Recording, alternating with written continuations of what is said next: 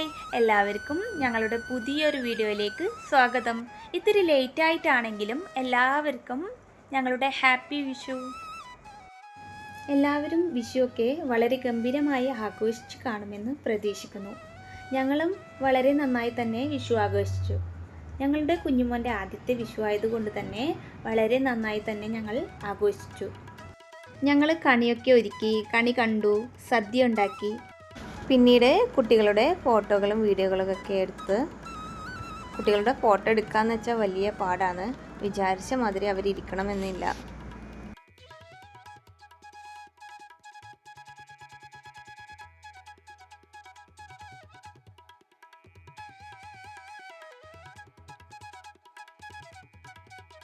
മോൻ്റെ ആദ്യത്തെ വിഷു ആയതുകൊണ്ട് ബന്ധുക്കളും ഫ്രണ്ട്സൊക്കെ വന്നിരുന്നു.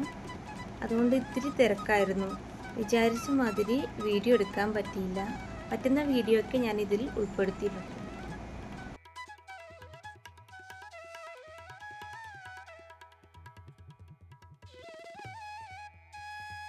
ഞങ്ങളുടെ കുഞ്ഞുമോൻ്റെ ആദ്യത്തെ വിഷു ആയതുകൊണ്ട് ഞാൻ കുറച്ച് ഉണ്ണിയപ്പം ഉണ്ടാക്കിയിട്ടുണ്ട്. നാട്ടിലൊക്കെ ആണെങ്കിൽ ഒരുപാട് ഉണ്ടാക്കാറുണ്ട്.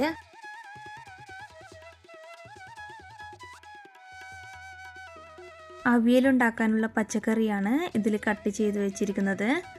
ഞങ്ങൾ കാസർഗോഡുകാരുടെ അവിയൽ കുറച്ച് പ്രത്യേകതയുണ്ട്. ഞങ്ങൾ ഡ്രൈ ആയിട്ടല്ല ഉണ്ടാക്കാറ്, ഇത്തിരി ലൂസായിട്ടാണ് ഞങ്ങളുടെ അവിയലിരിക്കുക. ഇതൊക്കെയാണ് അവിയലിനെടുത്ത പച്ചക്കറി കഷ്ണങ്ങൾ. പിന്നീട് അവിയലിലേക്കുള്ള അരവിനായി വേണ്ടത് തേങ്ങ, പച്ചമുളക്, ജീരകം, ഇഞ്ചി, വെളുത്തുള്ളി, കറിവേപ്പില. പിന്നീട് മിക്സിയുടെ ജാറിലിട്ട് അരച്ചെടുക്കുക. കൂടുതൽ അരയാൻ പാടില്ല.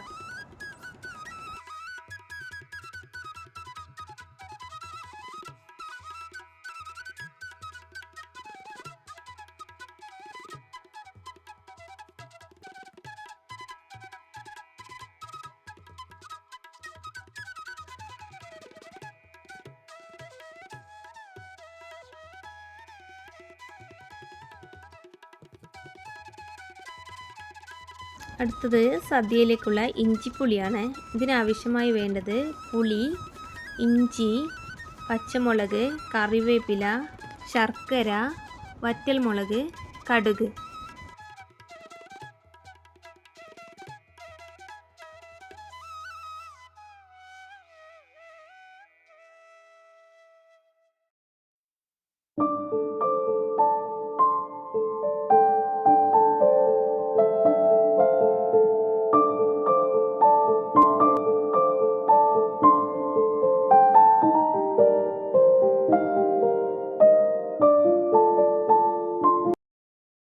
മധുരവും പുളിയും ഉൾപ്പെട്ടത് കൊണ്ട് തന്നെ കുട്ടികൾക്ക് ഒരുപാട് ഇഷ്ടപ്പെടാം ഈ ഇഞ്ചിപ്പുളി.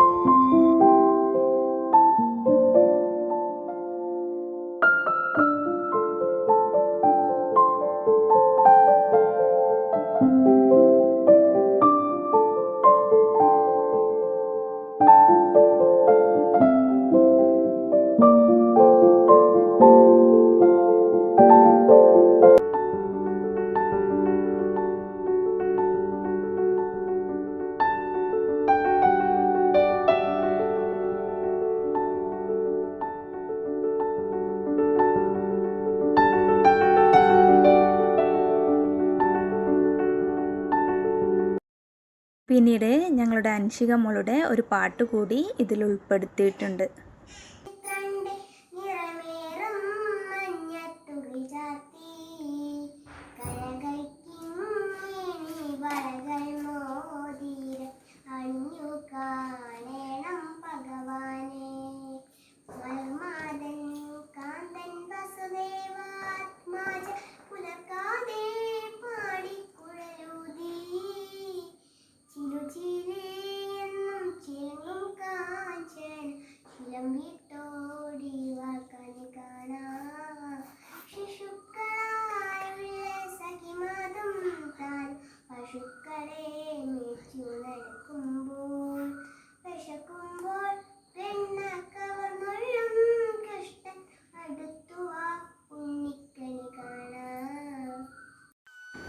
ഈ വീഡിയോ നിങ്ങൾക്ക് ഇഷ്ടമാവുകയാണെങ്കിൽ ലൈക്കും കമൻറ്റും ചെയ്യണേ.